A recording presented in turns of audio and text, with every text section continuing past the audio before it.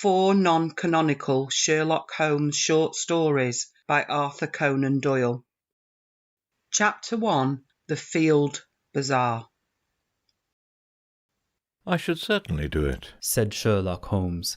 I started at the interruption, for my companion had been eating his breakfast with his attention entirely centered upon the paper which was propped up by the coffee pot. Now I looked across at him to find his eyes fastened upon me with the half-amused, half-questioning expression which he usually assumed when he felt he had made an intellectual point. "Do what?" I asked. He smiled as he took his slipper from the mantelpiece and drew from it enough shag tobacco to fill the old clay pipe with which he invariably rounded off his breakfast. "A most characteristic question of yours, Watson," said he. "You will not, I am sure, be offended if I say that any reputation for sharpness which I may possess has been entirely gained by the admirable foil which you have made for me. Have I not heard of debutantes who have insisted upon plainness in their chaperones? There is a certain analogy." Our long companionship in the Baker Street rooms had left us on those easy terms of intimacy when much may be said without offence, and yet I acknowledged that I was nettled at his remark. "I may be very obtuse," said I, "but I confess that I am unable to see how you have managed to know that I was "Asked to help in the Edinburgh University Bazaar." "Precisely. The letter has only just come to hand, and I have not spoken to you since." "In spite of that," said Holmes, leaning back in his chair and putting his fingertips together, "I would even venture to suggest that the object of the bazaar is to enlarge the university cricket field." I looked at him in such bewilderment that he vibrated with silent laughter. "The fact is, my dear Watson, that you are an excellent subject," said he. "You are never blasé. You respond instantly to any external stimulus. Your mental processes may be slow, but they are never obscure. And I found during breakfast that you were easier reading than the leader in the Times in front of me." "I should be glad to know how you arrived at your conclusions," said I. "I fear that my good nature in giving explanations has seriously compromised my reputation," said Holmes. "But in this case the train of reasoning is based upon such obvious facts that no credit can be claimed for it. You entered the room with a thoughtful expression, the expression of a man who is debating some point in his mind. In your hand you held a solitary letter. Now, last night you retired in the best of spirits, so it was clear that it was this letter in your hand which had caused the change in you." "This is obvious." "It is all obvious when it is explained to you. I naturally asked myself what the letter could contain which might have this effect upon you. As you walked, you held the flap side of the envelope towards me, and I saw upon it the same shield-shaped device which I have observed upon your old college cricket cap. It was clear then that the request came from Edinburgh University, or from some club connected with the university. When you reached the table, you laid down the letter beside your plate with the address uppermost, and you walked over to look at the framed photograph upon the left of the mantelpiece." It amazed me to see the accuracy with which he had observed my movements. "What next?" I asked. "I began by glancing at the address, and I could tell, even at the distance of 6 feet, that it was an unofficial communication. This I gathered from the use of the word doctor upon the address, to which, as a bachelor of medicine, you have no legal claim. I knew that university officials are pedantic in their correct use of titles, and I was thus enabled to say with certainty that your letter was unofficial. When, on your return to the table, you turned over your letter and allowed me to perceive that the enclosure was a printed one, the idea of a bazaar first occurred to me. I had already weighed the possibility of its being a political communication, but this seemed improbable in the present stagnant conditions of politics. When you returned to the table, your face still retained its expression, and it was evident that your examination of the photograph had not changed the current of your thoughts.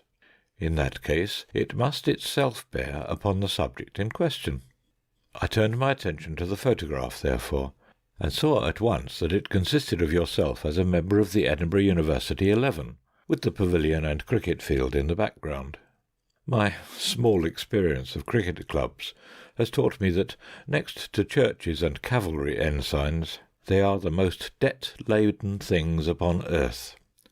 When, upon your return to the table, I saw you take out your pencil and draw lines upon the envelope, I was convinced that you were endeavouring to realise some projected improvement which was to be brought about by a bazaar. Your face still showed some indecision, so that I was able to break in upon you with my advice that you should assist in so good an object. I could not help smiling at the extreme simplicity of his explanation. Of course, it was as easy as possible, said I. My remark appeared to nettle him. I may add, said he, that the particular help which you have been asked to give was that you should write in their album, and that you have already made up your mind that the present incident will be the subject of your article. But how? I cried. It is as easy as possible, said he, and I leave its solution to your own ingenuity. In the meantime, he added, raising his paper, you will excuse me if I return to this very interesting article upon the trees of Cremona, and the exact reasons for the preeminence in the manufacture of violins. It is one of those small outlying problems to which I am sometimes tempted to direct my attention. End of Chapter 1. Chapter 2. The Lost Special. The confession of Herbert de Lernac, now lying under sentence of death at Marseille, has thrown a light upon one of the most inexplicable crimes of the century, an incident which is, I believe, absolutely unprecedented in the criminal annals of any country. Although there is a reluctance to discuss the matter in official circles, and little information has been given to the press, there are still indications that the statement of this arch-criminal is corroborated by the facts, and that we have at last found a solution for a most outstanding business. As the matter is 8 years old, and as its importance was somewhat obscured by a political crisis which was engaging the public attention at the time, it may be as well to state the facts as far as we have been able to ascertain them. They are collated from the Liverpool papers of that date, from the proceedings at the inquest upon John Slater, the engine driver, and from the records of the London and West Coast Railway Company, which have been courteously put at my disposal. Briefly, they are as follows. On the 3rd of June 1890, a gentleman who gave his name as Monsieur Louis Caratal desired an interview with Mr. James Bland, the superintendent of the London and West Coast Central Station in Liverpool. He was a small man, middle-aged and dark, with a stoop which was so marked that it suggested some deformity of the spine. He was accompanied by a friend, a man of imposing physique, whose deferential manner and constant attention showed that his position was one of dependence. This friend or companion, whose name did not transpire, was certainly a foreigner, and probably, from his swarthy complexion, either a Spaniard or a South American. One peculiarity was observed in him. He carried in his left hand a small black leather dispatch box, and it was noticed by a sharp-eyed clerk in the central office that this box was fastened to his wrist by a strap. No importance was attached to the fact at the time, but subsequent events endowed it with some significance. Monsieur Caratal was shown up to Mr. Bland's office, while his companion remained outside. Monsieur Caratal's business was quickly dispatched. He had arrived that afternoon from Central America. Affairs of the utmost importance demanded that he should be in Paris without the loss of an unnecessary hour. He had missed the London express. A special must be provided. Money was of no importance. Time was everything. If the company would speed him on his way, they might make their own terms.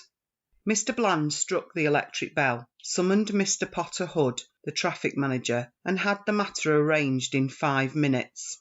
The train would start in 3/4 of an hour. It would take that time to ensure that the line should be clear. The powerful engine called Rochdale, number 247 on the company's register, was attached to 2 carriages with a guard's van behind. The first carriage was solely for the purpose of decreasing the inconvenience arising from the oscillation. The second was divided, as usual, into 4 compartments: a first class smoking, a second class, and a second class smoking. The first compartment, which was nearest to the engine, was the one allotted to the travellers. The other 3 were empty. The guard of the special train was James Macpherson, who had been some years in the service of the company. The stoker, William Smith, was a new hand. Monsieur Caratal, upon leaving the superintendent's office, rejoined his companion, and both of them manifested extreme impatience to be off. Having paid the money asked, which amounted to £50 5s, at the usual special rate of 5 shillings a mile, they demanded to be shown the carriage, and at once took their seats in it, although they were assured that the better part of an hour must elapse before the line could be cleared. In the meantime, a singular coincidence had occurred in the office which Monsieur Caratal had just quitted. A request for a special is not a very uncommon circumstance in a rich commercial centre, but that 2 should be required upon the same afternoon was most unusual. It so happened, however, that Mr. Bland had hardly dismissed the first traveller before a second entered with a similar request. This was a Mr. Horace Moore, a gentlemanly man of military appearance, who alleged that the sudden serious illness of his wife in London made it absolutely imperative that he should not lose an instant in starting upon the journey. His distress and anxiety were so evident that Mr. Bland did all that was possible to meet his wishes. A second special was out of the question, as the ordinary local service was already somewhat deranged by the first. There was the alternative, however, that Mr. Moore should share the expense of Monsieur Caratal's train, and should travel in the other empty first-class compartment, if Monsieur Caratal objected to having him in the one which he occupied. It was difficult to see any objection to such an arrangement, and yet Monsieur Caratal, upon the suggestion being made to him by Mr. Potter Hood, absolutely refused to consider it for an instant. The train was his, he said, and he would insist upon the exclusive use of it. All argument failed to overcome his ungracious objections, and finally the plan had to be abandoned. Mr. Horace Moore left the station in great distress, after learning that his only course was to take the ordinary slow train which leaves Liverpool at 6 o'clock. At 4:31 exactly, by the station clock, the special train, containing the crippled Monsieur Caratal and his gigantic companion, steamed out of the Liverpool station. The line was at that time clear, and there should have been no stoppage before Manchester. The trains of the London and West Coast Railway run over the lines of another company as far as this town, which should have been reached by the special rather before 6 o'clock. At 6:15, considerable surprise and some consternation were caused amongst the officials at Liverpool by the receipt of a telegram from Manchester to say that it had not yet arrived. An inquiry directed to St. Helens, which is a third of the way between the two cities, elicited the following reply. To James Bland, Superintendent, Central London and West Coast, Liverpool. Special passed here at 4:52, well up to time. Dowster, St. Helens. This telegram was received at 6:40. At 6:50, a second message was received from Manchester. No sign of special as advised by you. And then 10 minutes later, a third, more bewildering. Presume some mistake as to proposed running of special. Local train from St. Helens, time to follow it, has just arrived and has seen nothing of it. Kindly wire advices. Manchester. The matter was assuming a most amazing aspect, although in some respects the last telegram was a relief to the authorities at Liverpool. If an accident had occurred to the special, it seemed hardly possible that the local train could have passed down the same line without observing it. And yet, what was the alternative? Where could the train be? Had it possibly been sidetracked for some reason in order to allow the slower train to go past?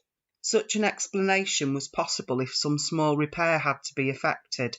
A telegram was dispatched to each of the stations between St. Helens and Manchester, and the superintendent and traffic manager waited in the utmost suspense at the instrument for the series of replies which would enable them to say for certain what had become of the missing train. The answers came back in the order of questions, which was the order of the stations beginning at the St. Helens end. Special passed here 5 o'clock, Collins Green. Special passed here 5:06, Earlston. Special passed here 5:10, Newton. Special passed here 5:20, Kenyon Junction. No special train has passed here, Barton Moss. The two officials stared at each other in amazement. This is unique in my 30 years of experience, said Mr. Bland. Absolutely unprecedented and inexplicable, sir. The special has gone wrong between Kenyon Junction and Barton Moss. And yet there is no siding, so far as my memory serves me, between the two stations. The special must have run off the metals. But how could the 4:50 Parliamentary pass over the same line without observing it? There's no alternative, Mr. Hood. It must be so. Possibly the local train may have observed something which may throw some light upon the matter. We will wire to Manchester for more information, and to Kenyon Junction with instructions that the line be examined instantly as far as Barton Moss. The answer from Manchester came within a few minutes. No news of missing special. Driver and guard of slow train positive no accident between Kenyon Junction and Barton Moss. Line quite clear and no sign of anything unusual. Manchester. That driver and guard will have to go, said Mr. Bland grimly. There has been a wreck and they have missed it. The special has obviously run off the metals without disturbing the line. How it could have done so passes my comprehension, but so it must be, and we shall have a wire from Kenyon or Barton Moss presently to say that they have found her at the bottom of an embankment. But Mr. Bland's prophecy was not destined to be fulfilled. Half an hour passed, and then there arrived the following message from the station master of Kenyon Junction. There are no traces of the missing special. It is quite certain that she passed here, and that she did not arrive at Barton Moss. We have detached engine from goods train, and I have myself written down the line, that all is clear, and there is no sign of any accident. Mr. Bland tore his hair in his perplexity. This is rank lunacy, Hood, he cried. Does a train vanish into thin air in England in broad daylight? The thing is preposterous. An engine, a tender, 2 carriages, a van, 5 human beings, and all lost on a straight line of railway. Unless we get something positive within the next hour, I'll take Inspector Collins and go down myself. And then at last something positive did occur. It took the shape of another telegram from Kenyon Junction. Regret to report that the dead body of John Slater, driver of the special train, has just been found among the gorse bushes at a point 2 1/4 miles from the junction. Had fallen from his engine, pitched down the embankment, and rolled among the bushes. Injuries to his head from the fall appear to be cause of death. Ground has now been carefully examined, and there is no trace of the missing train. The country was, as had already been stated, in the throes of a political crisis, and the attention of the public was further distracted by the important and sensational developments in Paris, where a huge scandal threatened to destroy the government and to wreck the reputations of many of the leading men in France. The papers were full of these events, and the singular disappearance of the special train attracted less attention than would have been the case in more peaceful times. The grotesque nature of the event helped to detract from its importance, for the papers were disinclined to believe the facts as reported to them. More than one of the London journals treated the matter as an ingenious hoax, until the coroner's inquest upon the unfortunate driver, an inquest which elicited nothing of importance, convinced them of the tragedy of the incident. Mr. Bland, accompanied by Inspector Collins, the senior detective officer in the service of the company, went down to Kenyon Junction the same evening, and their research lasted throughout the following day, but was attended with purely negative results. Not only was no trace found of the missing train, but no conjecture could be put forward which could possibly explain the facts. At the same time, Inspector Collins' official report, which lies before me as I write, served to show that the possibilities were more numerous than might have been expected. In the stretch of railway between these 2 points, said he, the country is dotted with ironworks and collieries. Of these, some are being worked and some have been abandoned. There are no fewer than 12 which have small gauge lines which run trolley cars down to the main line. These can of course be disregarded. Besides these, however, there are 7 which have or have had proper lines running down and connecting with points to the main line, so as to convey their produce from the mouth of the mine to the great centres of distribution. In every case, these lines are only a few miles in length. Out of the 7, 4 belong to collieries which are worked out, or at least the shafts which are no longer used. These are the Red Gauntlet, Hero, Slough of Despond, and Heart's Ease mines, the latter having 10 years ago been one of the principal mines in Lancashire. These 4 sidelines may be eliminated from our inquiry, for, to prevent possible accidents, the rails nearest to the main line have been taken up, and there is no longer any connection. There remain 3 other sidelines leading A. to the Carnstock Ironworks, B. to the Big Ben Colliery, C. to the Perseverance Colliery. Of these, the Big Ben line is not more than 1/4 of a mile long, and ends at a dead wall of coal waiting removal from the mouth of the mine. Nothing had been seen or heard there of any special. The Camstock Ironworks line was blocked all day upon the 3rd of June by 16 truckloads of hematite. It is a single line, and nothing could have passed. As to the Perseverance line, it is a large double line, which does a considerable traffic, for the output of the mine is very large. On the 3rd of June this traffic proceeded as usual. Hundreds of men, including a gang of railway plate layers, were working along the 2 miles and 1/4 which constitute the total length of the line, and it is inconceivable that an unexpected train could have come down there without attracting universal attention. It may be remarked in conclusion that this branch line is nearer to St. Helens than the point at which the engine driver was discovered, so that we have every reason to believe that the train was past that point before misfortune overtook her. As to John Slater, there is no clue to be gathered from his appearance or injuries.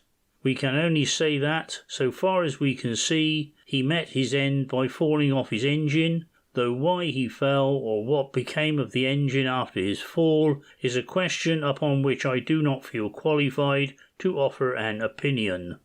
In conclusion, the inspector offered his resignation to the board, being much nettled by an accusation of incompetence in the London papers. A month elapsed, during which both the police and the company prosecuted their inquiries without the slightest success. A reward was offered and a pardon promised in case of crime, but they were both unclaimed. Every day the public opened their papers with the conviction that so grotesque a mystery would at last be solved, but week after week passed by, and a solution remained as far off as ever. In broad daylight upon a June afternoon, in the most thickly inhabited portion of England, a train with its occupants had disappeared as completely as if some master of subtle chemistry had volatilized it into gas. Indeed, among the various conjectures which were put forward in the public press, there were some which seriously asserted that supernatural, or at least preternatural agencies had been at work, and that the deformed Monsieur Caratal was probably a person who was better known under a less polite name. Others fixed upon his swarthy companion as being the author of the mischief, but what it was exactly which he had done could never be clearly formulated in words. Amongst the many suggestions put forward by various newspapers or private individuals, there were 1 or 2 which were feasible enough to attract the attention of the public.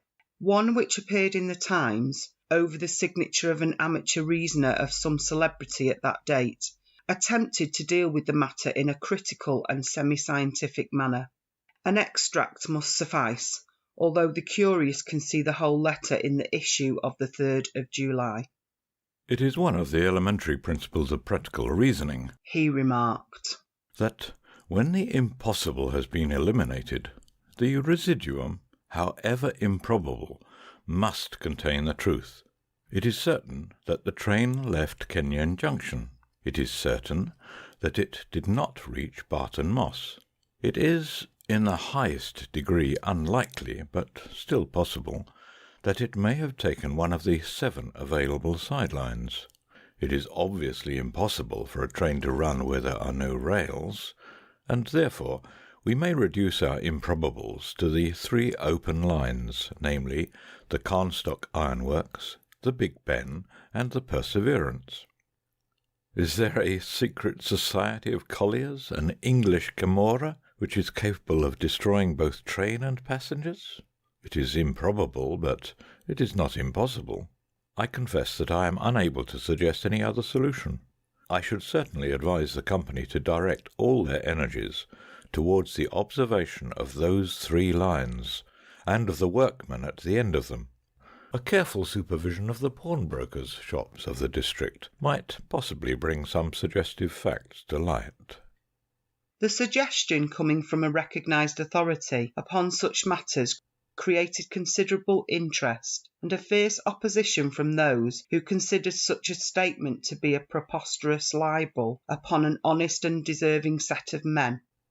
The only answer to this criticism was a challenge to the objectors to lay any more feasible explanations before the public. In reply to this, 2 others were forthcoming. Times, July 7th and 9th. The first suggested that the train might have run off the metals and be lying submerged in the Lancashire and Staffordshire Canal, which runs parallel to the railway for some 100 of yards. This suggestion was thrown out of court by the published depth of the canal, which was entirely insufficient to conceal so large an object. The second correspondent wrote, calling attention to the bag, which appeared to be the sole luggage which the travellers had brought with them, and suggesting that some novel explosive of immense and pulverising power might have been concealed in it. The obvious absurdity, however, of supposing that the whole train might be blown to dust, while the metals remained uninjured, reduced any such explanation to a farce. The investigation had drifted into this hopeless position when a new and most unexpected incident occurred. This was nothing less than the receipt by Mrs. Macpherson of a letter from her husband, James Macpherson, who had been the guard on the missing train. The letter, which was dated July 5th, 1890, was posted from New York and came to hand upon July the 14th. Some doubts were expressed as to its genuine character, but Mrs. Macpherson was positive as to the writing, and the fact that it contained a remittance of $100 in $5 notes was enough in itself to discount the idea of a hoax. No address was given in the letter, which ran in this way. My dear wife, I have been thinking a great deal, and I find it very hard to give you up. The same with Lizzie. I try to fight against it, but it will always come back to me. I send you some money which will change into 20 English pounds.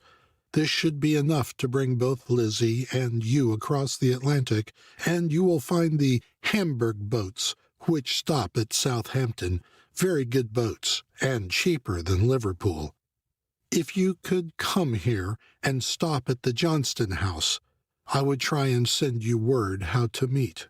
But things are very difficult with me at present, and I am not very happy, finding it hard to give you both up. So no more at present. From your loving husband, James Macpherson.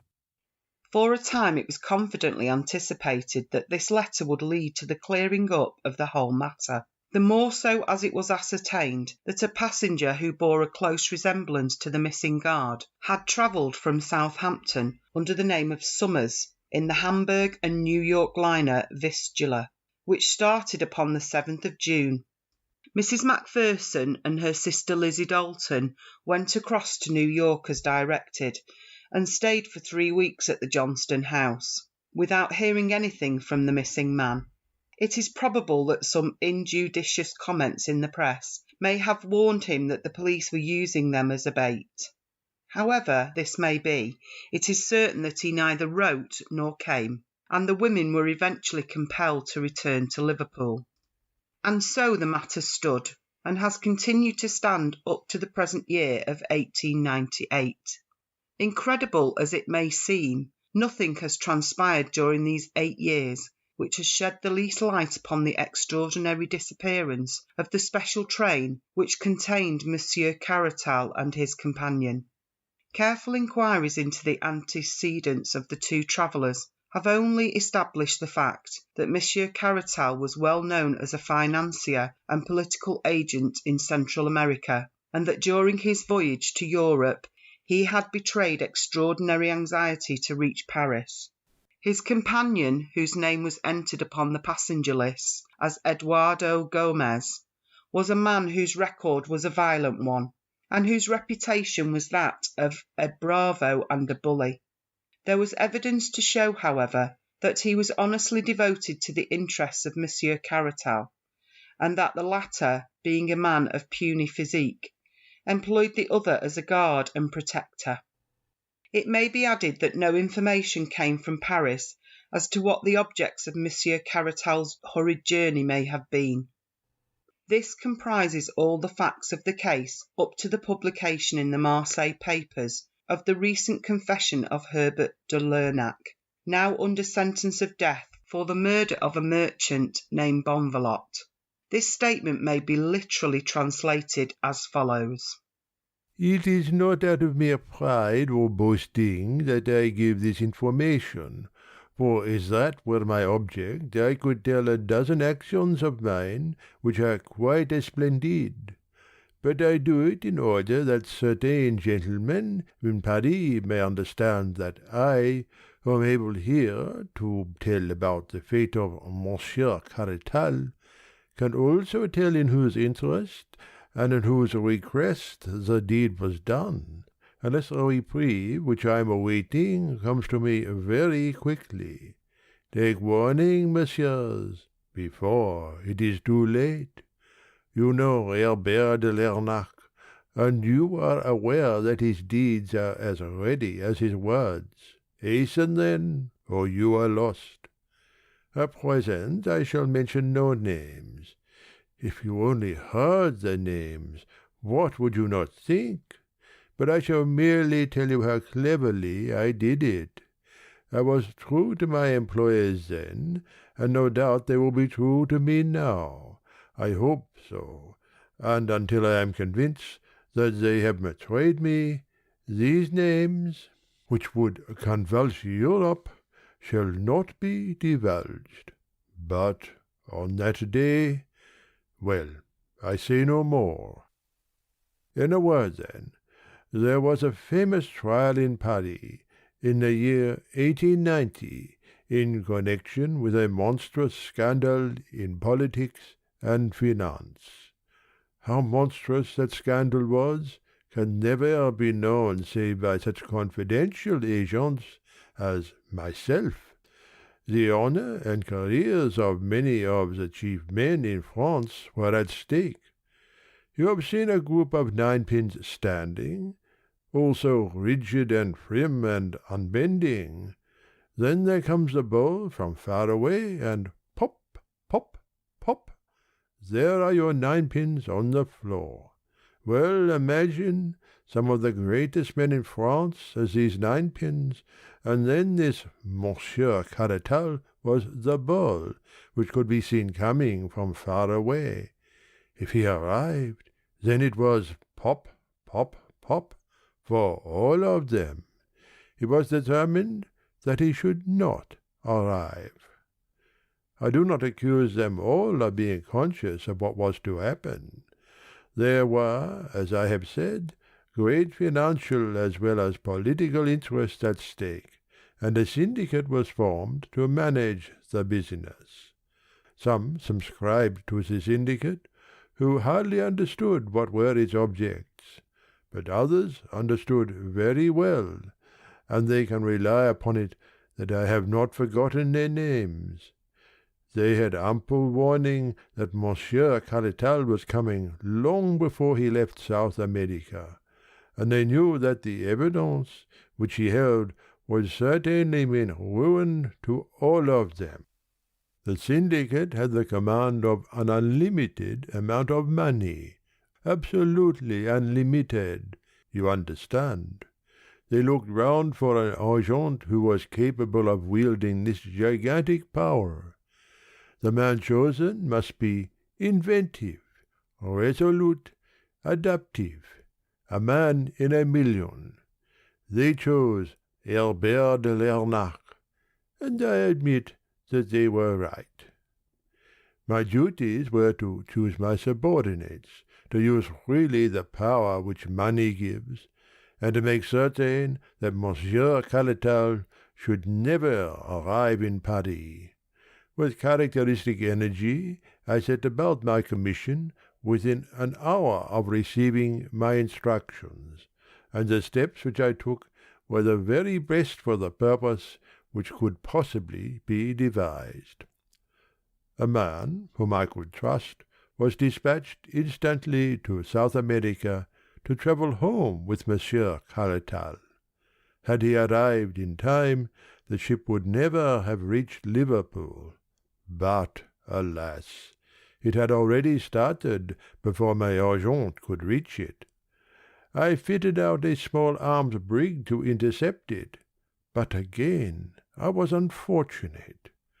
Like all great organizers, I was, however, prepared for failure, and had a series of alternatives prepared, one or the other of which must succeed.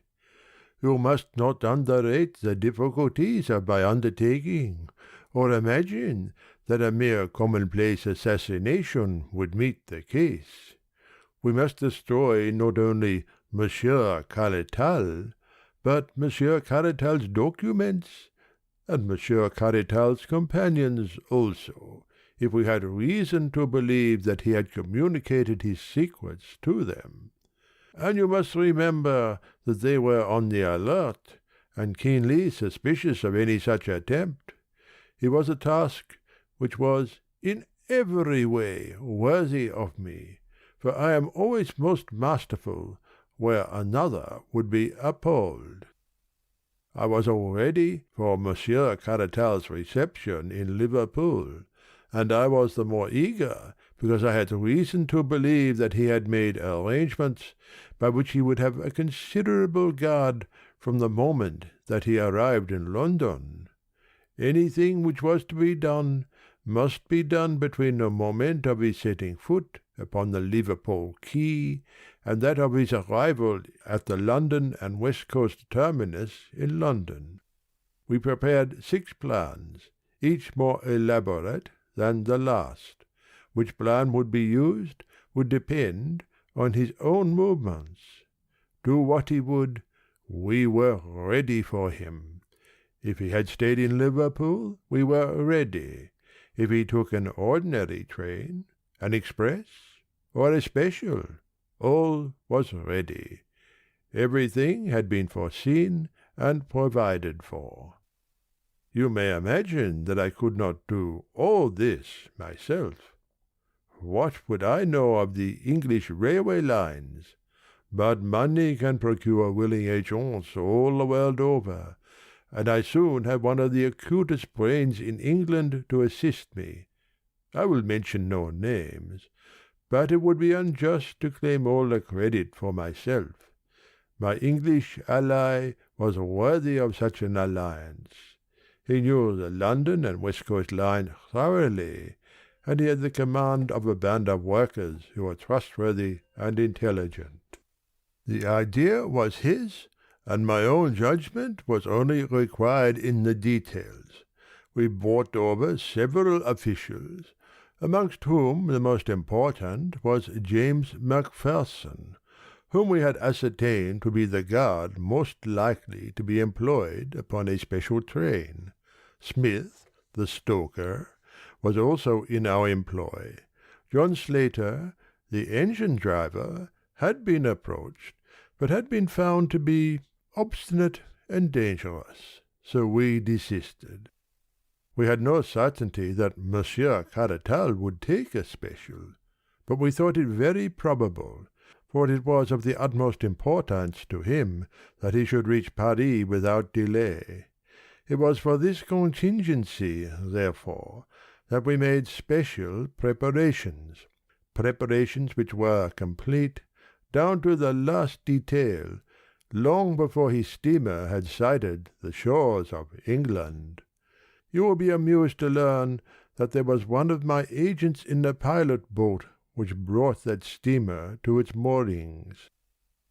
The moment that Caratal arrived in Liverpool, we knew that he suspected danger, and was on his guard.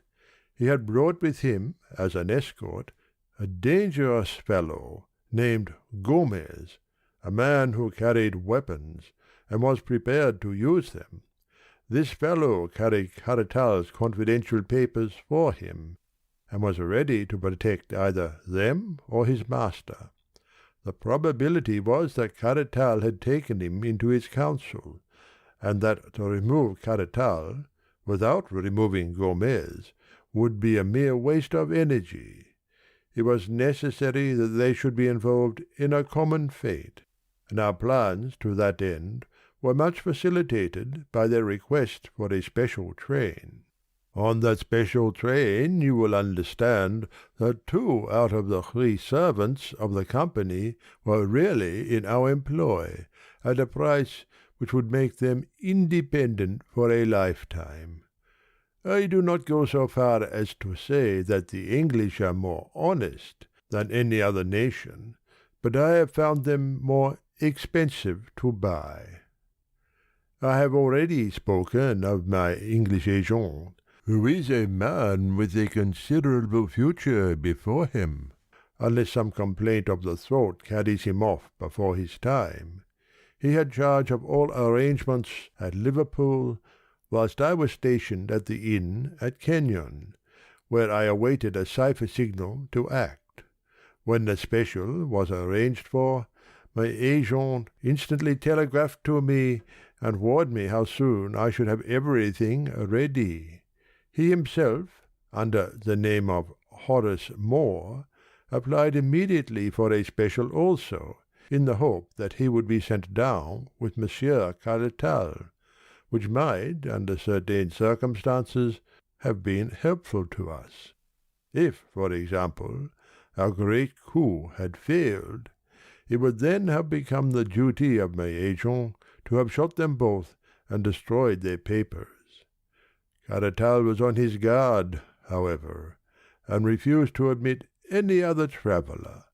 My agent then left the station, returned by another entrance, entered the guard's van on the side farthest from the platform, and travelled down with Macpherson, the guard. In the meantime you will be interested to know what my movements were. Everything had been prepared for days before, and only the finishing touches were needed. The side line which we had chosen had once joined the main line, but it had been disconnected. We had only to replace a few rails to connect it once more.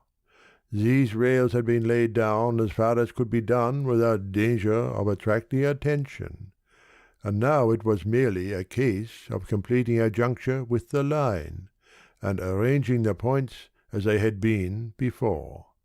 The sleepers had never been removed, and the rails, fish-plates, and rivets were all ready, for we had taken them from a siding on the abandoned portion of the line. With my small but competent band of workers, we had everything ready long before the special arrived. When it did arrive, it ran off upon the small side-line so easily that the jolting of the points appears to have been entirely unnoticed by the 2 travellers. Our plan had been that Smith, the stoker, should chloroform John Slater, the driver, so that he should vanish with the others. In this respect, and in this respect only, our plans miscarried. I accept the criminal folly of Macpherson in writing home to his wife. Our stoker did his business so clumsily that Slater, in his struggles, fell off the engine, and though fortune was with us, so far that he broke his neck in the fall, still he remained as a blot upon that which would otherwise have been one of those complete masterpieces which are only to be contemplated in silent admiration. The criminal expert will find in John Slater the one flaw in all our admirable combinations. A man who has had as many triumphs as I can afford to be frank, and I therefore lay my finger upon John Slater, and I proclaim him to be a flaw.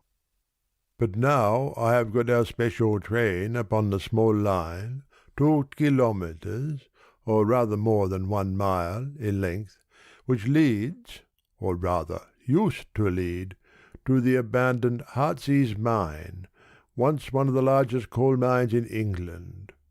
You will ask how it is that no one saw the train upon this unused line. I answer that along its entire length it runs through a deep cutting, and that unless someone had been on the edge of that cutting, he could not have seen it. There was someone on the edge of that cutting. I was there. And now I will tell you what I saw.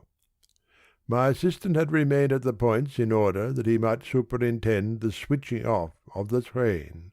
He had 4 armed men with him, so that if the train ran off the line, we thought it probable, because the points were very rusty, we might still have resources to fall back upon. Having once seen it safely on the side line, he handed over the responsibility to me. I was waiting at a point which overlooks the mouth of the mine, and I was also armed, as were my 2 companions. Come what might, you see, I was always ready. The moment that the train was fairly on the side line, Smith, the stoker, slowed down the engine, and then, having turned it on to the fullest speed again, he and Macpherson, with my English lieutenant, sprang off before it was too late. It may be that it was this slowing down which first attracted the attention of the travellers, but the train was running at full speed again before their heads appeared at the open window. It makes me smile to think how bewildered they must have been. Picture to yourself your own feelings if, on looking out of your luxurious carriage, you suddenly perceive that the lines upon which you ran were rusted and corroded, red and yellow with disuse and decay. What a catch must have come in their breath, as in a second it flashed upon them that it was not Manchester, but death, which was waiting for them at the end of that sinister line.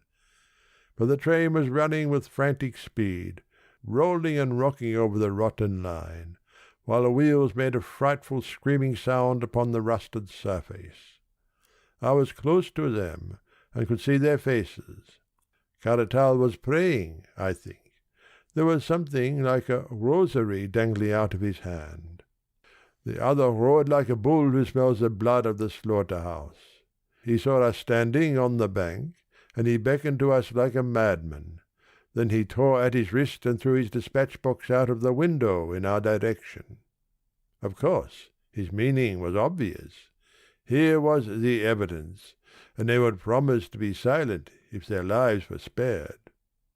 It would have been very agreeable if we could have done so, but business is business. Besides, the train was now as much beyond our controls as theirs. He ceased howling when the train rattled round the curve, and they saw the black mouth of the mine yawning before them. We had removed the boards which had covered it, and we had cleared the square entrance. The rails had formerly run very close to the shaft for the convenience of loading the coal, and we had only to add 2 or 3 lengths of rail in order to lead to the very brink of the shaft. In fact, as the length would not quite fit, our line projected about 3 feet over the edge. We saw the 2 heads at the window, Caratal below, Gomez above, but they had both been struck silent by what they saw. And yet they could not withdraw their heads. The sight seemed to have paralyzed them. I had wondered how the train, running at a great speed, would take the pit into which I had guided it, and I was much interested in watching it. One of my colleagues thought that it would actually jump it, and indeed it was not very far from doing so. Fortunately, however, it fell short, and the buffers of the engine struck the other lip of the shaft with a tremendous crash. The funnel flew off into the air. The tender, carriages, and van were all smashed into one jumble, which, with the remains of the engine, choked for a minute or so the mouth of the pit. Then something gave way in the middle, and the whole mass of green iron, smoking coals, brass fittings, wheels, woodwork, and cushions all crumbled together, and crashed down into the mine. We heard the rattle, rattle, rattle, as the debris struck against the walls, and then, quite a long time afterwards, there came a deep roar as the remains of the train struck the bottom. The boiler may have burst, for a sharp crash came after the roar, and then a dense cloud of steam and smoke swelled up out of the black depths, falling in a spray as thick as rain all around us. Then the vapour shredded off into thin wisps, which floated away in the summer sunshine, and all was quiet again in Heart's-Ease mine. And now, having carried out our plans so successfully, it only remained to leave no trace behind us. Our little band of workers at the other end had already ripped up the rails and disconnected the side-line, replacing everything as it had been before. We were equally busy at the mine. The funnel and other fragments were thrown in. The shaft was planked over, as it used to be, and the lines which led to it were torn up and taken away. Then, without flurry, but without delay, we all made our way out of the country, most of us to Paris, my English colleague to Manchester, and Macpherson to Southampton, whence he emigrated to America.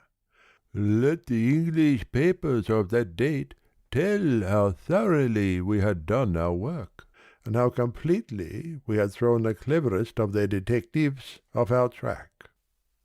You will remember that Gomez threw his bag of papers out of the window, and I need not say that I secured that bag and brought them to my employers. It may interest my employers now, however, to learn that out of that bag I took one or two little papers as a souvenir of the occasion. I have no wish to publish these papers, but still it is every man for himself in this world, and what else can I do if my friends do not come to my aid when I want them? Messieurs, you may believe that Herbert de Lernac is quite as formidable when he is against you as when he is with you, and that he is not a man to go to the guillotine until he has seen that every one of you is en route for New Caledonia. For your own sake, if not for mine, make haste, Monsieur de and General and Baron. You can fill the blanks for yourselves as you read this. I promise you that in the next edition there will be no blanks to fill. P.S. As I look over my statement, there is only one omission which I can see.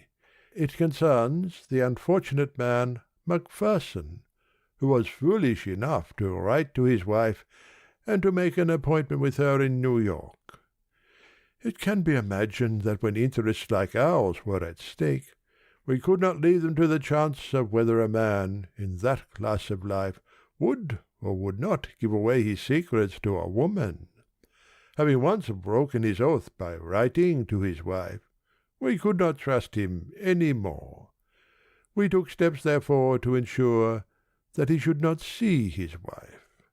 I have sometimes thought that it would be a kindness to write to her and to assure her that there is no impediment to her marrying again. End of chapter 2. Chapter 3. The Man with the Watches. There are many who will still bear in mind the singular circumstances which, under the heading of the Rugby mystery, filled many columns of the daily press in the spring of the year 1892. Coming as it did at a period of exceptional dullness, it attracted perhaps rather more attention than it deserved, but it offered to the public that mixture of the whimsical and the tragic which is most stimulating to the popular imagination. Interest drooped, however, when after weeks of fruitless investigation it was found that no final explanation of the facts was forthcoming, and the tragedy seemed from that time to the present to have finally taken its place in the dark catalogue of inexplicable and unexpiated crimes. A recent communication, the authenticity of which appears to be above question, has, however, thrown some new and clear light upon the matter. Before laying it before the public, it would be as well, perhaps, that I should refresh their memories as to the singular facts upon which this commentary is founded. These facts were briefly as follows. At 5 o'clock on the evening of the 18th of March, in the year already mentioned, a train left Euston Station for Manchester. It was a rainy, squally day, which grew wilder as it progressed, so it was by no means the weather in which anyone would travel who was not driven to do so by necessity. The train, however, is a favourite one among Manchester businessmen who are returning from town, for it does the journey in 4 hours and 20 minutes, with only 3 stoppages upon the way. In spite of the inclement evening, it was therefore fairly well filled upon the occasion of which I speak. The guard of the train was a tried servant of the company, a man who had worked for 22 years without a blemish or complaint. His name was John Palmer.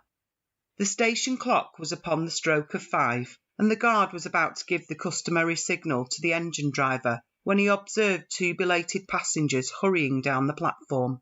The one was an exceptionally tall man, dressed in a long black overcoat with astrakhan collar and cuffs. I have already said that the evening was an inclement one, and the tall traveller had the high, warm collar turned up to protect his throat against the bitter March wind. He appeared, as far as the guard could judge by so hurried an inspection, to be a man between 50 and 60 years of age, who had retained a good deal of the vigour and activity of his youth. In one hand he carried a brown leather Gladstone bag.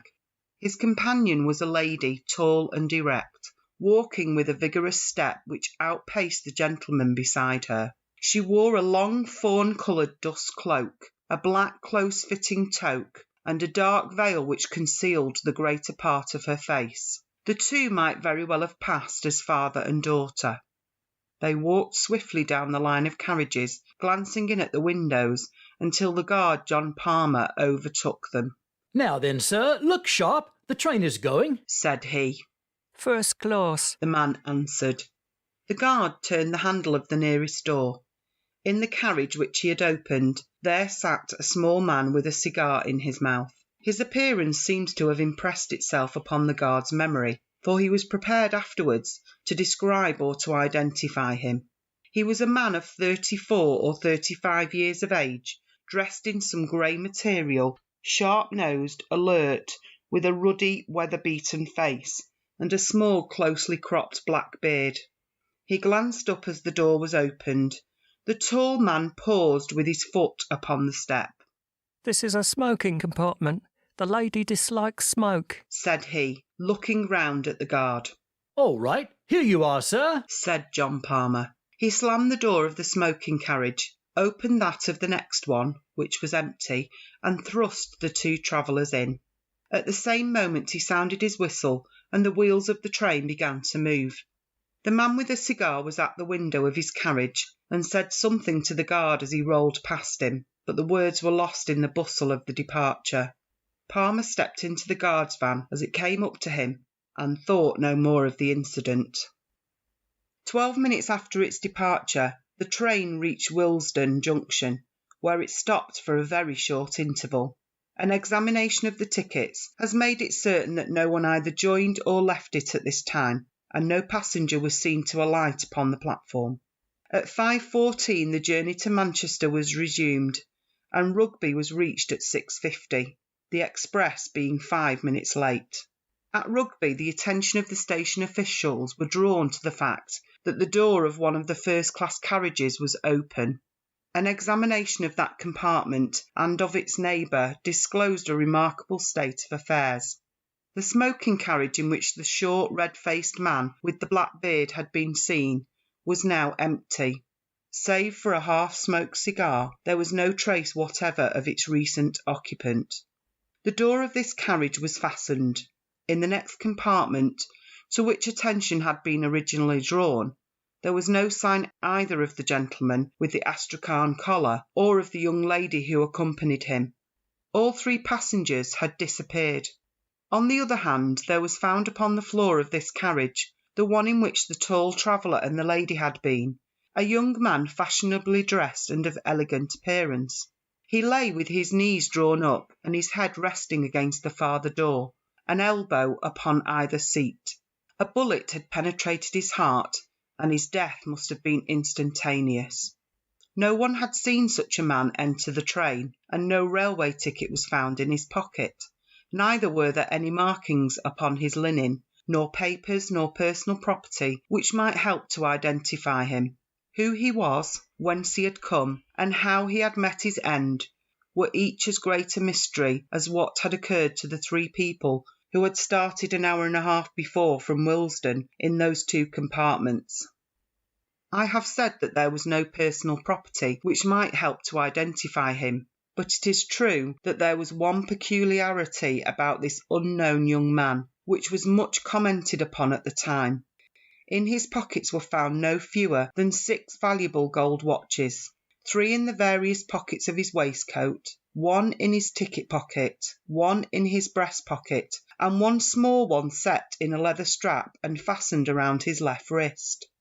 The obvious explanation that the man was a pickpocket, and that this was his plunder, was discounted by the fact that all 6 were of American make and of a type which is rare in England. 3 of them bore the mark of the Rochester Watchmaking Company. 1 was by Mason of Elmira, 1 was unmarked, and the small one, which was highly jewelled and ornamented, was from Tiffany of New York. The other contents of his pocket consisted of an ivory knife with a corkscrew by Rogers of Sheffield, a small circular mirror 1 inch in diameter, a readmission slip to the Lyceum Theatre, a silver box full of Vesta matches, and a brown leather cigar case containing 2 cheroots, also £2 14 in money. It was clear then that whatever motives may have led to his death, robbery was not among them. As already mentioned, there were no markings upon the man's linen, which appeared to be new, and no tailor's name upon his coat. In appearance he was young, short, smooth-cheeked, and delicately featured. One of his front teeth was conspicuously stopped with gold. On the discovery of the tragedy, an examination was instantly made of the tickets of all passengers, and the number of the passengers themselves was counted. It was found that only 3 tickets were unaccounted for, corresponding to the 3 travellers who were missing. The express was then allowed to proceed, but a new guard was sent with it, and John Palmer was detained as a witness at Rugby. The carriage, which included the 2 compartments in question, was uncoupled and sidetracked. Then, on the arrival of Inspector Vane of Scotland Yard, and of Mr. Henderson, a detective in the service of the railway company, an exhaustive inquiry was made into all the circumstances. That crime had been committed was certain. The bullet, which appeared to have come from a small pistol or revolver, had been fired from some little distance, as there was no scorching of the clothes. No weapon was found in the compartment, which finally disposed of the theory of suicide, nor was there any sign of the brown leather bag which the guard had seen in the hand of the tall gentleman. A lady's parasol was found upon the rack, but no other trace was to be seen of the travellers in either of the sections. Apart from the crime, the question of how or why 3 passengers, one of them a lady, could get out of the train, and one other get in during the unbroken run between Willesden and Rugby, was one which excited the utmost curiosity among the general public, and gave rise to much speculation in the London press. John Palmer, the guard, was able at the inquest to give some evidence which threw a little light upon the matter. There was a spot between Tring and Cheddington, according to his statement, where on account of some repairs to the line, the train had for a few minutes slowed down to a pace not exceeding 8 or 10 miles an hour. At that place it might be possible for a man, or even for an exceptionally active woman, to have left the train without serious injury. It was true that a gang of plate-layers was there, and that they had seen nothing, but it was their custom to stand in the middle between the metals, and the open carriage door was upon the far side, so that it was conceivable that someone might have alighted unseen, as the darkness would by that time be drawing in. A steep embankment would instantly screen anyone who sprang out from the observation of the navvies. The guard also deposed that there was a good deal of movement upon the platform at Willesden Junction, and that though it was certain that no one had either joined or left the train there, it was still quite possible that some of the passengers might have changed unseen from one compartment to another. It was by no means uncommon for a gentleman to finish his cigar in a smoking carriage, and then to change to a clearer atmosphere. Supposing that the man with the black beard had done so at Willesden, and the half-smoked cigar upon the floor seemed to favour the supposition, he would naturally go into the nearest section, which would bring him into the company of the two other actors in this drama. Thus the first stage of the affair might be surmised without any great breach of probability. But what the second stage had been, or how the final one had been arrived at, neither the guard nor the experienced detective officers could suggest. A careful examination of the line between Willesden and Rugby resulted in one discovery which might or might not have a bearing upon the tragedy. Near Tring, at the very place where the train slowed down, there was found at the bottom of the embankment a small pocket testament, very shabby and worn. It was printed by the Bible Society of London and bore an inscription. From John to Alice, January 13th, 1856. Upon the flyleaf underneath was written, James, July 4th, 1859. And beneath that again, Edward, November 1st, 1869. All the entries being in the same handwriting, this was the only clue, if it could be called a clue, which the police obtained, and the coroner's verdict of murder by a person or persons unknown was the unsatisfactory ending of a singular case. Advertisement, rewards, and inquiries proved equally fruitless, and nothing could be found which was solid enough to form the basis for a profitable investigation. It would be a mistake, however, to suppose that no theories were formed to account for the facts. On the contrary, the press, both in England and in America, teemed with suggestions and suppositions, most of which were obviously absurd.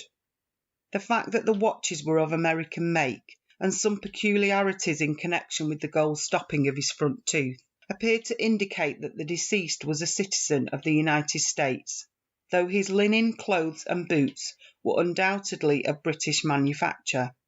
It was surmised by some that he was concealed under the seat, and that being discovered, he was for some reason, possibly because he had overheard their guilty secrets, put to death by his fellow passengers.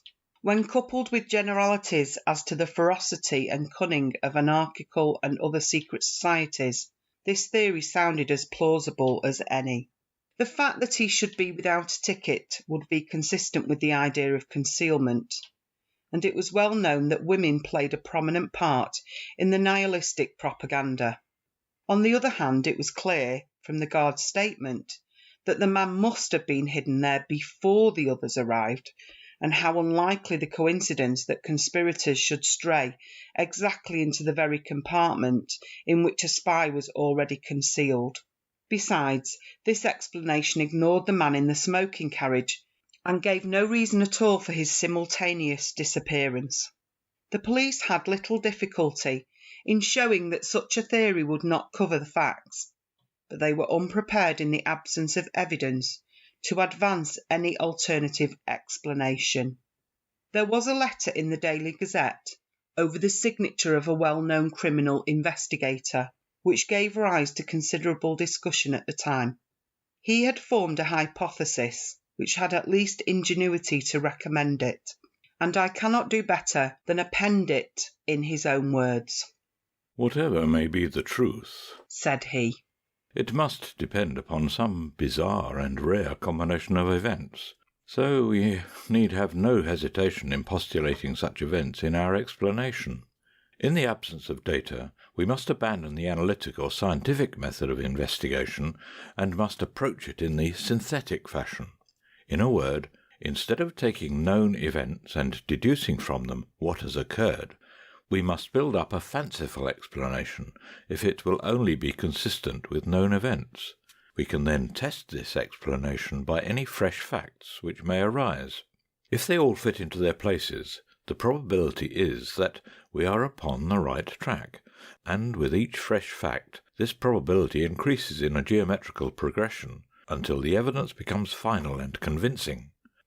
Now there is one most remarkable and suggestive fact which has not met with the attention which it deserves.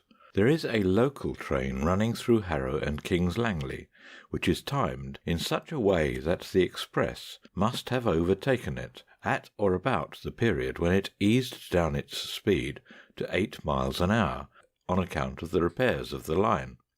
The two trains would at that time be travelling in the same direction at a similar rate of speed and upon parallel lines. It is within everyone's experience how, under such circumstances, the occupant of each carriage can see very plainly the passengers in the other carriages opposite to him. The lamps of the express had been lit at Willesden, so that each compartment was brightly illuminated, and most visible to an observer from outside. Now the sequence of events, as I reconstruct them, would be after this fashion. This young man with the abnormal number of watches was alone in the carriage of the slow train. His ticket, with his papers and gloves and other things, was, we will suppose, on the seat beside him. He was probably an American, and also probably a man of weak intellect. The excessive wearing of jewellery is an early symptom in some forms of mania. As he sat watching the carriages of the express, which were, on account of the state of the line, going at the same pace as himself, he suddenly saw some people in it whom he knew. We will suppose, for the sake of our theory, that these people were a woman whom he loved and a man whom he hated, and who in return hated him. The young man was excitable and impulsive. He opened the door of his carriage, stepped from the footboard of the local train to the footboard of the express, opened the other door, and made his way into the presence of these two people. The feat, on the supposition that the trains were going at the same pace, is by no means so perilous as it might appear. Having now got our young man, without his ticket, into the carriage in which the elder man and the young woman are travelling, it is not difficult to imagine that a violent scene ensued. It is possible that the pair were also Americans, which is the more probable as the man carried a weapon, an unusual thing in England. If our supposition of incipient mania is correct, the young man is likely to have assaulted the other. As the upshot of the quarrel, the elder man shot the intruder, and then made his escape from the carriage, taking the young lady with him. We will suppose that all this happened very rapidly, and that the train was still going at so slow a pace that it was not difficult for them to leave it. A woman might leave a train going at 8 miles an hour. As a matter of fact, we know that this woman did do so. And now we have to fit in the man in the smoking carriage. Presuming that we have, up to this point, reconstructed the tragedy correctly, we shall find nothing in this other man to cause us to reconsider our conclusions. According to my theory, this man saw the young fellow cross from one train to the other, saw him open the door, heard the pistol shot, saw the two fugitives spring out onto the line, realized that murder had been done, and sprang out himself in pursuit. Why he has never been heard of since, whether he met his own death in the pursuit, or whether, as is more likely, he was made to realise that it was not a case for his interference, is a detail which we have at present no means of explaining. I acknowledge that there are some difficulties in the way. At first sight, it might seem improbable that at such a moment a murderer would burden himself in his flight with a brown leather bag. My answer is that he was well aware that if the bag were found, his identity would be established. It was absolutely necessary for him to take it with him. My theory stands or falls upon one point, and I call upon the railway company to make strict inquiry as to whether a ticket was found unclaimed in the local train through Harrow and King's Langley upon the 18th of March. If such a ticket were found, my case is proved. If not, my theory may still be the correct one, for it is conceivable either that he travelled without a ticket or that his ticket was lost. To this elaborate and plausible hypothesis, the answer of the police and of the company was first that no such ticket was found, secondly that the slow train would never run parallel to the express, and thirdly that the local train had been stationary in King's Langley station when the express going at 50 miles an hour had flashed past it. So perished the only satisfying explanation, and 5 years have elapsed without supplying a new one. Now at last there comes a statement which covers all the facts, and which must be regarded as authentic. It took the shape of a letter dated from New York, and addressed to the same criminal investigator whose theory I have quoted. It is given here in extenso, with the exception of the 2 opening paragraphs, which are personal in their nature. You'll excuse me if I'm not very free with names. There's less reason now than there was 5 years ago when Mother was still living, but for all that I'd rather cover up our tracks all I can. But I owe you an explanation, for if your idea of it was wrong, it was a mighty ingenious one all the same. I'll have to go back a little so as you may understand all about it. My people came from Bucks, England, and emigrated to the States in the early 50s. They settled in Rochester in the state of New York, where my father ran a large dry goods store. There were only 2 sons, myself, James, and my brother, Edward. I was 10 years older than my brother, and after my father died I took the place of a father to him, as an elder brother would. He was a bright, spirited boy, and just one of the most beautiful creatures that ever lived, but there was always a soft spot in him, and it was like mold and cheese, for it spread and spread, and nothing that you could do would stop it. Mother saw it just as clearly as I did, but she went on spoiling him all the same, for he had such a way with him that you could refuse him nothing. I did all I could to hold him in, and he hated me for my pains. At last he fairly got his head, and nothing that we could do would stop him. He got off into New York and went rapidly from bad to worse. At first he was only fast, and then he was criminal, and then at the end of a year or 2, he was one of the most notorious young crooks in the city. He had formed a friendship with Sparrow McCoy, who was at the head of his profession as a bunco steerer, green goodsman, and general rascal. They took to card sharping, frequented some of the best hotels in New York. My brother was an excellent actor. He might have made an honest name for himself if he had chosen. And he would take the parts of a young Englishman of title, of a simple lad from the West, or of a college undergraduate, whichever suited Sparrow McCoy's purpose. And then one day he dressed himself as a girl, and he carried it off so well and made himself such a valuable decoy that it was their favorite game afterwards. They had made it right with Tammany and with the police, so it seemed as if nothing could ever stop them, for those were in the days before the Lexow Commission, and if you only had a pull, you could do pretty nearly everything you wanted. And nothing would have stopped them, if they had only stuck to cards in New York, but they must needs come up Rochester way, and forge a name upon a check. It was my brother that did it, though everyone knew that it was under the influence of Sparrow McCoy. I bought up that check, and a pretty sum it cost me. Then I went to my brother, laid it before him, on the table, and swore to him that I would prosecute if he did not clear out of the country. At first he simply laughed.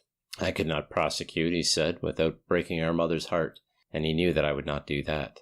I made him understand, however, that our mother's heart was being broken in any case, and that I had set firm on the point that I would rather see him in Rochester jail than in a New York hotel. So at last he gave in, and he made me a solemn promise that he would see Sparrow McCoy no more, that he would go to Europe, and that he would turn his hand to any honest trade that I helped him to get. I took him down right away to an old family friend, Joe Wilson, who is an exporter of American watches and clocks, and I got him to give Edward an agency in London, with a small salary and a 15% commission on all business. His manner and appearance were so good that he won the old man over at once, and within a week he was sent off to London with a case full of samples. It seemed to me that this business of the check had really given my brother a fright, and that there was some chance of him settling down into an honest line of life. My mother had spoken with him, and what she said had touched him, for she had always been the best of mothers to him, and he had been the great sorrow of her life. But I knew that this man Sparrow McCoy had a great influence over Edward, and my chance of keeping the lad straight lay in breaking the connection between them. I had a friend in the New York detective force, and through him I kept a watch upon McCoy. When, within a fortnight of my brother's sailing, I heard that McCoy had taken a berth in the Etruria, I was as certain as if he had told me that he was going over to England for the purpose of coaxing Edward back again into the ways that he had left.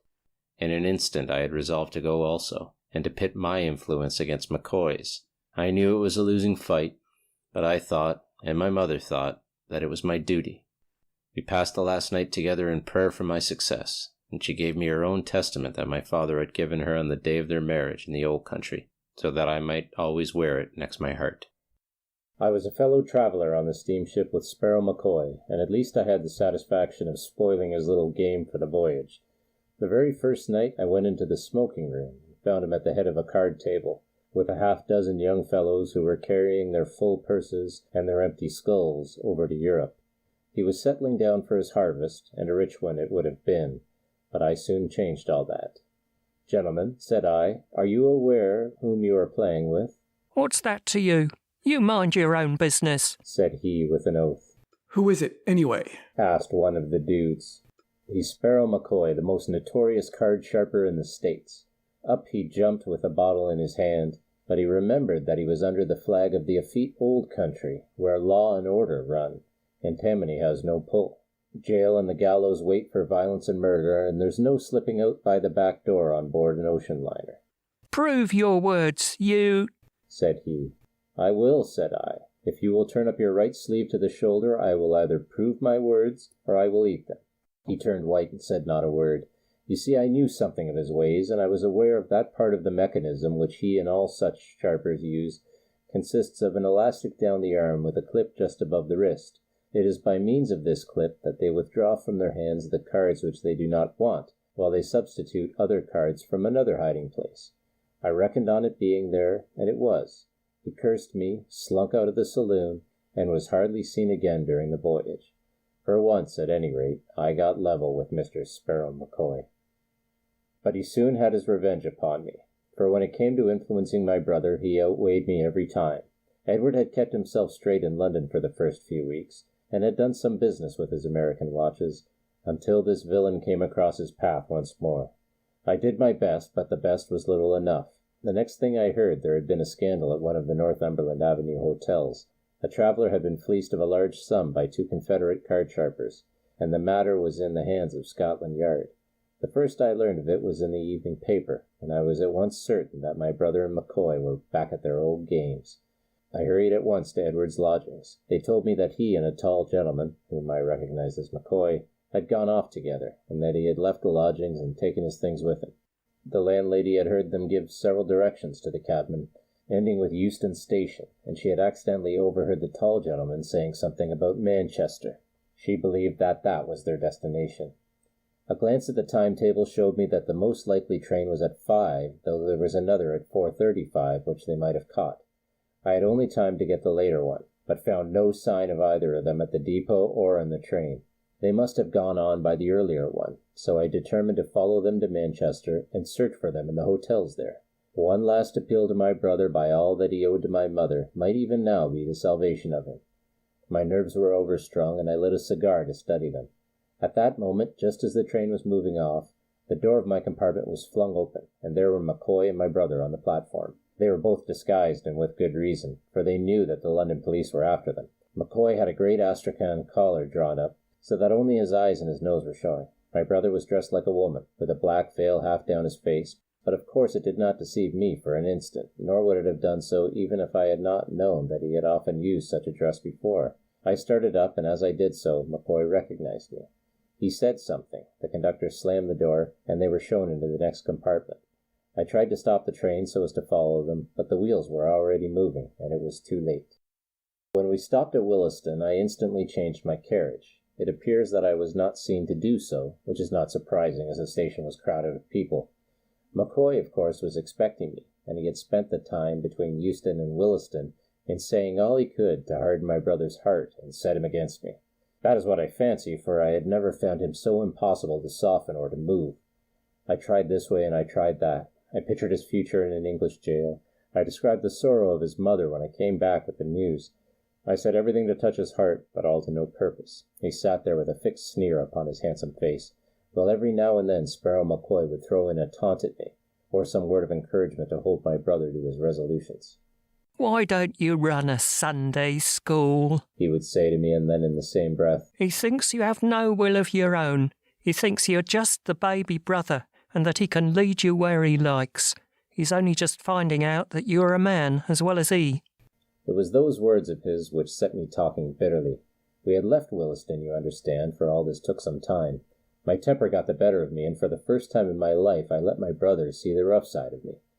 Perhaps it would have been better had I done so earlier and more often.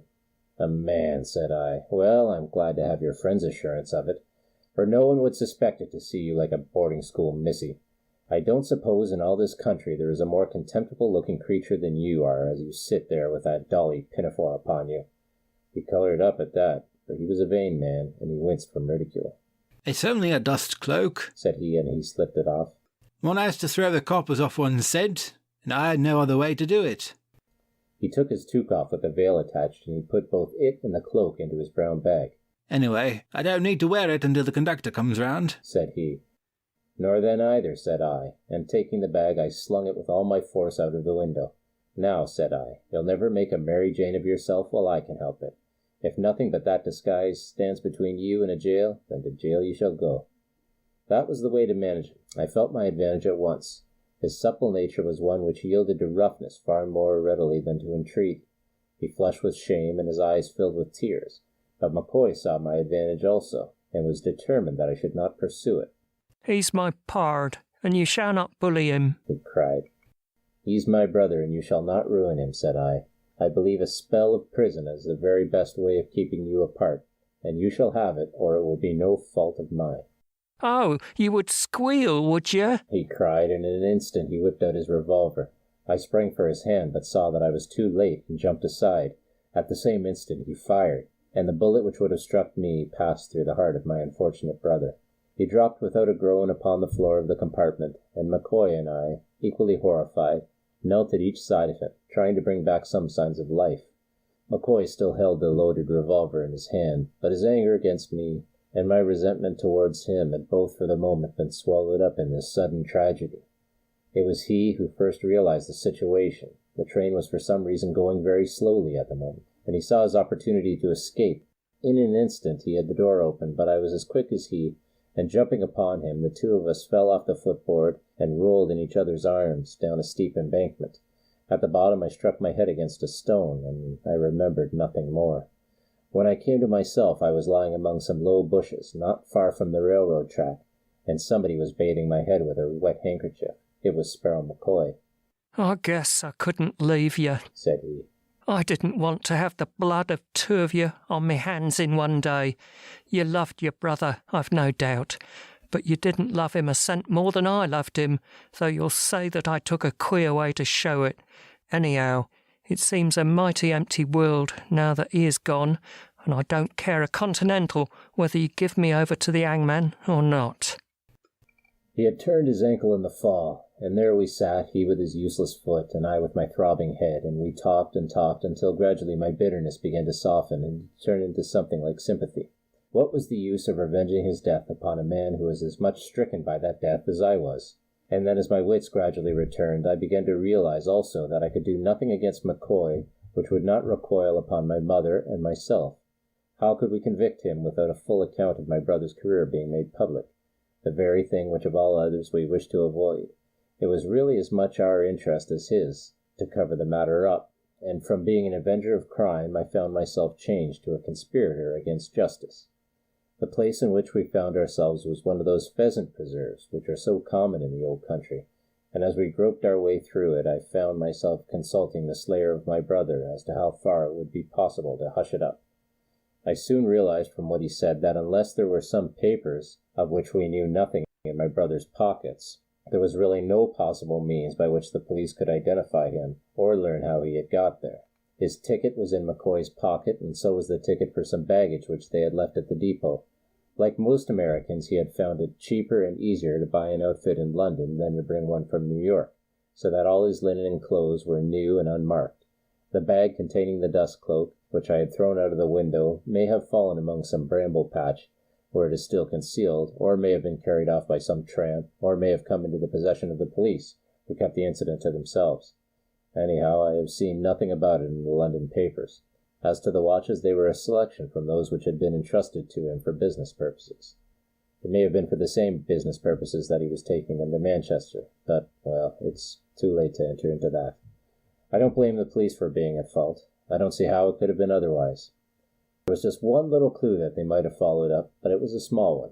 I mean, that small circular mirror which was found in my brother's pocket. It isn't a very common thing for a young man to carry about with him, is it? But a gambler might have told you what such a mirror may mean to a card sharper. If you sit back a little from the table and lay the mirror face upwards upon your lap, you can see as you deal every card that you give to your adversary. It's not hard to say whether you see a man or raise him when you know his cards as well as your own. It was as much a part of a sharper's outfit as the elastic clip upon Sparrow McCoy's arm. Taking that, in connection with the recent frauds at the hotels, the police might have got hold of one end of the string. I don't think there's much more for me to explain. We got to a village called Amersham that night in the character of two gentlemen upon a walking tour, and afterwards we made our way quietly to London, whence McCoy went on to Cairo and I returned to New York. My mother died 6 months afterwards, and I am glad to say that to the day of her death she never knew what happened. She was always under the delusion that Edward was earning an honest living in London, and I never had the heart to tell her the truth. He never wrote, but then he never did write at any time, so that made no difference. His name was the last upon her lips. There's just one other thing that I have to ask you, sir, and I should take it as a kind return for all this explanation, if you could do it for me. You remember that testament that was picked up? I always carried it in my inside pocket, and it must have come out in my fall. I value it highly, for it was the family book, with my birth and my brother's marked by my father at the beginning of it. I wish you would apply at the proper place and have it sent to me. It can be of no possible value to anyone else. If you address it to X, Bassano's Library, Broadway, New York, it is sure to come to hand. End of Chapter 3. Chapter 4. How Watson Learned the Trick. Watson had been watching his companion intently ever since he had sat down to the breakfast table. Holmes happened to look up and catch his eye. "Well, Watson, what are you thinking about?" he asked. About you? Me? Yes, Holmes. I was thinking how superficial are these tricks of yours, and how wonderful it is that the public should continue to show interest in them. I quite agree, said Holmes. In fact, I have a recollection that I have myself made a similar remark. Your methods, said Watson severely, are really easily acquired. No doubt. Holmes answered with a smile. Perhaps you will yourself give an example of this method of reasoning.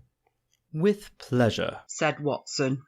I am able to say that you were greatly preoccupied when you got up this morning. Excellent, said Holmes. How could you possibly know that? Because you are usually a very tidy man, and yet you have forgotten to shave. Dear me, how very clever, said Holmes. I had no idea, Watson, that you were so apt a pupil. Has your eagle eye detected anything more? Yes, Holmes. You have a client named Barlow, and you have not been successful with his case. Dear me, how could you know that? I saw the name outside his envelope. When you opened it, you gave a groan and thrust it into your pocket with a frown on your face. Admirable. You are indeed observant. Any other points?